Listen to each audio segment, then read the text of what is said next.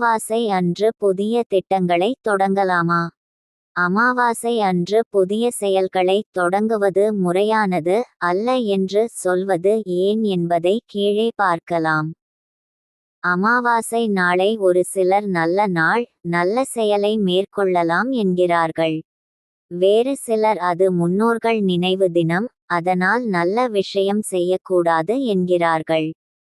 எது உண்மை என்று பார்க்கலாம். அமாவாசை என்பது பித்ருக்களுக்கான தினம் என்பது உண்மையே.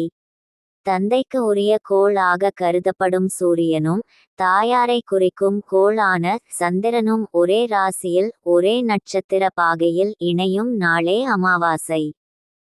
அதனால்தான் அன்றைய தினம் நம் வீட்டில் முன்னோர்கள் நினைவாக இலை போட்டு படையல் வைக்கிறோம். எள்ளும் தண்ணீரும் விட்டு தர்ப்பணம் செய்கிறோம். இந்த நாளில் ஏற்கனவே செய்து